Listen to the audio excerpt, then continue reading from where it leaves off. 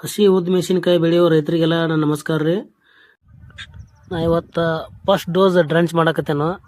Drench ಹೆಂಗೆ ಮಾಡ್ತಿರ್ತಾರಂದ್ರೆ ಮುಂದಿನ ನಾಜಲು ತೆಗೆದು ಬಿಡ್ತಾರೆ. ತೆಗೆದ ಕೇಸ ಈ ಥರ ಡ್ರಂಚ್ ಮಾಡ್ಕೊತ ಹೋಗ್ತಿರ್ತಾರೆ. ಒಂದು ಗಿಡದಿಂದ ಒಂದು ಗಿಡಕ್ಕೆ ಡ್ರಂಚ್ ಮಾಡ್ತಿರ್ತಾರೆ.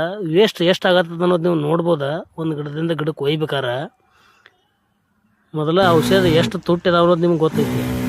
ಮೆಣಸಿನ್ಕಾಯಿ ಗಿಡ ಮಾಡೋರ್ದು ಔಷಧ ಕಂಪ್ನಿಯವ್ರನ್ನ ಉದ್ಧಾರ ಮಾಡೋದಾಗೈತಿ ರೀ. ಅದಕ್ಕೆ ಇದನ್ನು ಅವಾಯ್ಡ್ ಮಾಡ್ಬೇಕಂದ್ರೆ ಹೆಂಗೆ ಮಾಡ್ಬೇಕಂತಂದ್ರೆ ಆದಷ್ಟು ಒಂದು ಹೋಲಿನ ನಾಜಲ್ ಇದ್ರೆ ಯೂಸ್ ಮಾಡ್ಕೊಡ್ರಿ. ನನ್ನ ಕಡೆ ಅದು ಇಲ್ಲದೆ ಇರೋದಕ್ಕೆ ಇದ್ದಿದ್ರೊಳಗೆ ಅಡ್ಜಸ್ಟ್ಮೆಂಟ್ ಮಾಡ್ಕೊಳಕತ್ತೇನೆ. ಒಂದು ನಾಜಲ್ ಕ್ಯಾಪ್ ತೆಗೆದ ಅದ್ರೊಳಗೆ ಒಂದು ಪ್ಲಾಸ್ಟಿಕ್ ಮಲ್ಚಿಂಗ್ ಪೇಪರ್ ಹಾಕಿದ್ದೇನೆ. ಅದನ್ನು ಪ್ಯಾಕ್ ಮಾಡ್ಕೊಂಡಿದ್ದೇನೆ.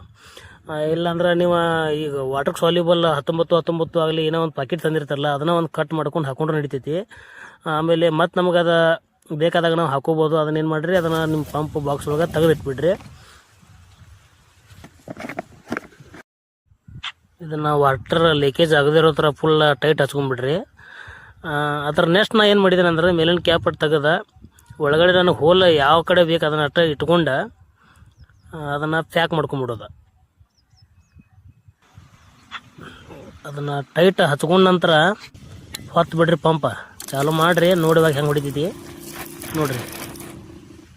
ಎಲ್ಲೂ ಏನೂ ಲೀಕೇಜ್ ಆಗೋದಿಲ್ಲ. ನೀವು ಎಷ್ಟು ಪ್ರೆಸ್ ಮಾಡ್ತಾರೆ ಅಷ್ಟೇ ಬೀಳ್ತತಿ. ಒಂದು ಗಿಡದಿಂದ ಗಿಡಕ್ಕೆ ನಿಮ್ಮ ಔಷಧ ವೇಸ್ಟ್ ಆಗೋದಿಲ್ಲ. ಈಗ 1 ಎಕರೆಗೆ ಹೆಚ್ಚು ಕಮ್ಮಿ ನಿಮ್ಮದು ನೀವು ಮೊದಲು ಮಾಡೋ ಥರ ಮಾಡಿದ್ರೆ 2 ಪಂಪ್ರಿಂದ 3 ಪಂಪ್ರ ವೇಸ್ಟ್ ಆಗ್ತದೆ. ಇದಕ್ಕೆ 2ರಿಂದ 3 ಪಂಪ್ ನಿಮ್ಗೆ ಸೇವ್ ಆಗ್ತತಿ. ನಿಮ್ಮ ರೊಕ್ಕ ಉಳಿತಾವ. ನೋಡಿದಿರ ಔಷಧ ಎಷ್ಟು ತುಟ್ಟಿದಾವ ಅನ್ನೋದು. ಅದಕ್ಕೆ ಇದಿಷ್ಟ ಆದ್ರೆ ಫಾಲೋ ಮಾಡಿರಿ, ಲೈಕ್ ಮಾಡಿರಿ. ನೆಕ್ಸ್ಟ್ ವಿಡಿಯೋ ಏನರೇ ಮಾಡಿದ್ರೆ ಹಾಕ್ತಾನೆ, ಕಾಯ್ತಾರೆ.